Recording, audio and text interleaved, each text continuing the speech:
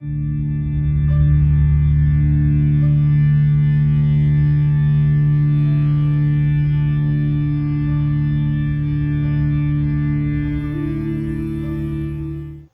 दोस्तों, जय श्री कृष्णा, जय श्री महाकाल।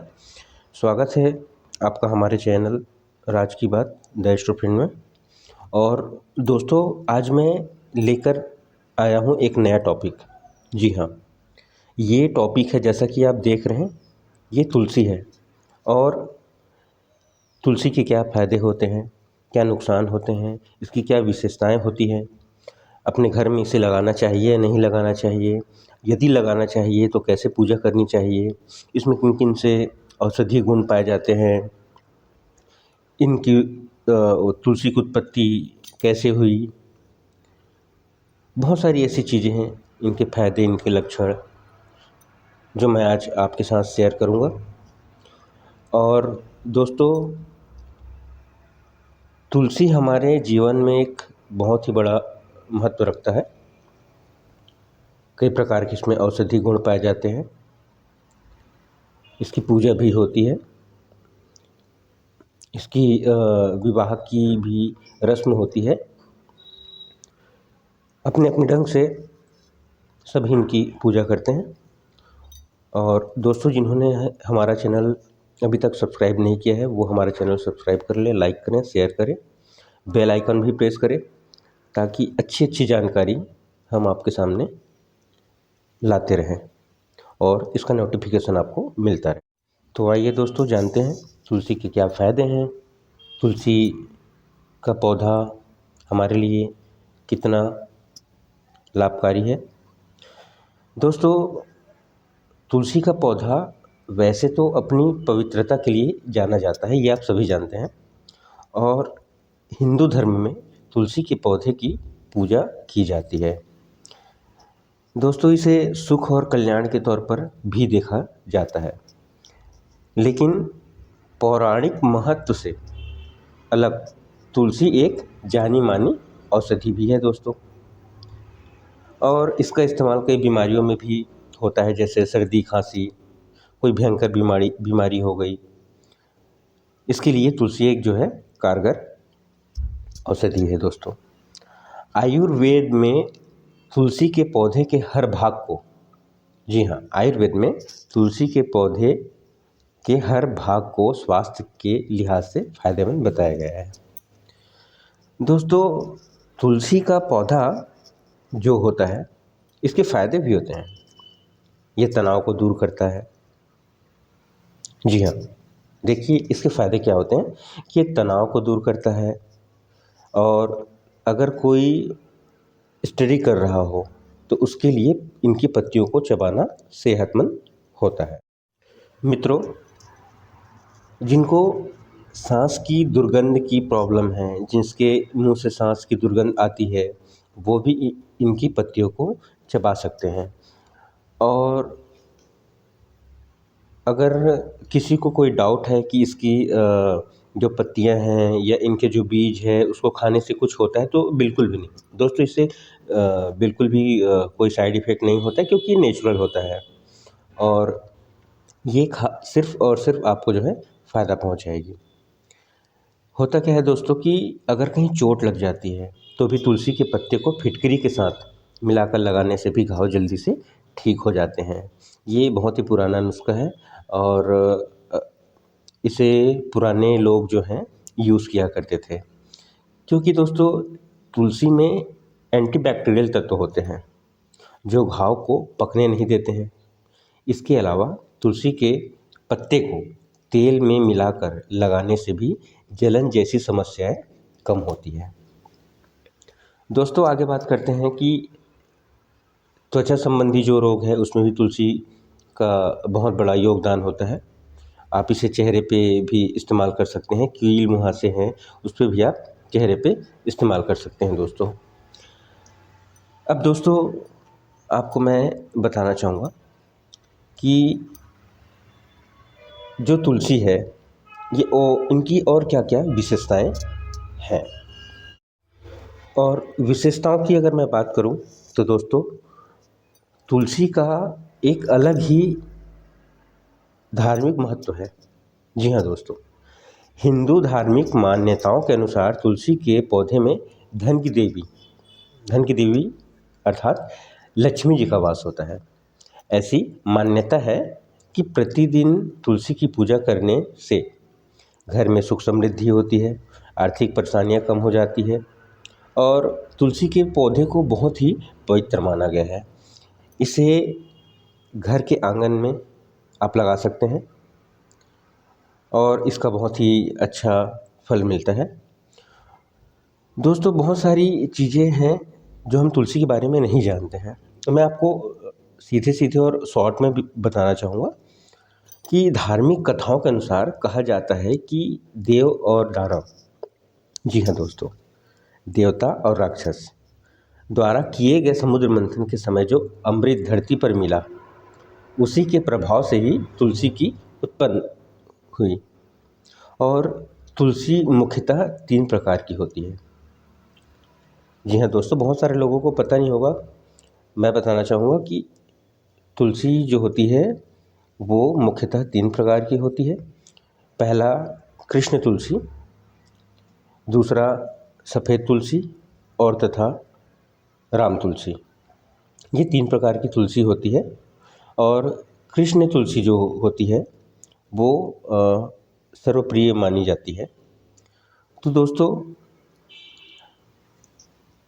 ऐसा माना जाता है कि तुलसी की उत्पत्ति भारत में हुई, लेकिन जड़ी बूटी की खेती 5000 से अधिक समय से की जा रही है और इसकी पहुंच दुनिया के सभी कोनों में है। और दोस्तों, आगे मैं बताना चाहूँगा, आगे बात करते हैं दोस्तों कि तुलसी के पौधे को लगाते समय किन चीज़ों का ध्यान रखना चाहिए, कहाँ पे नहीं रखना चाहिए, कब लगाना चाहिए, क्या करना चाहिए और क्या नहीं करना चाहिए, किस दिशा में लगाना चाहिए। तो दोस्तों, सबसे पहले हम आपको बता दें कि तुलसी के पौधों को लगाने का भी नियम होता है। उनको दिन के हिसाब से, वार के हिसाब से भी उसको लगाया जाता है। इससे आपको काफ़ी फ़ायदा मिलेगा यदि आप तुलसी अपने घर में लगा रहे हैं तब। दोस्तों, तुलसी के पौधों को लगाने के लिए शुभ दिन जो होता है वो होता है कार्तिक मास के गुरुवार को। जी हाँ दोस्तों, कार्तिक मास के गुरुवार को इसके लिए शुभ दिन माना गया है। और इसके अलावा आप लगाना अगर चाहते हैं या देरी हो गई है या पहले लगाना चाहते हैं तो शुक्ल पक्ष के किसी भी गुरुवार को आप तुलसी लगा सकते हैं दोस्तों। और इसकी सावधानी भी है। आप अपने तुलसी को, बहुत सारे लोग क्या करते हैं कि तुलसी को छत में रख देते हैं, छत में लगा देते हैं, तो ऐसा नहीं करना चाहिए। ख़ास तौर पे होता क्या है दोस्तों कि इसका जो संबंध होता है वो बुध ग्रह से होता है। जी हाँ, और ख़ास तौर पर उस व्यक्ति को बिल्कुल नहीं रखना चाहिए जिसकी कुंडली में धन के भाव में बुध देव बैठे हुए हैं। इससे उनको जो है हानि का सामना करना पड़ सकता है। अगर घर की छत के अलावा कोई विकल्प नहीं है आपके पास, तो केले का पेड़ भी आप छत पर लगा सकते हैं और दोनों को आपस में मौली धागा से आप बांध दीजिए, रक्षा सूत्र से इन दोनों को आप साथ में बांध सकते हैं। तुलसी के पौधे को लगाने के लिए दोस्तों देखिए कि होता क्या है कि इस पौधे को लगाने के लिए ईशान कोण जो होता है या फिर पश्चिम दिशा की ओर लगाना चाहिए। और दक्षिण दिशा में तुलसी का पौधा ना लगाएं तो ज़्यादा बेहतर है।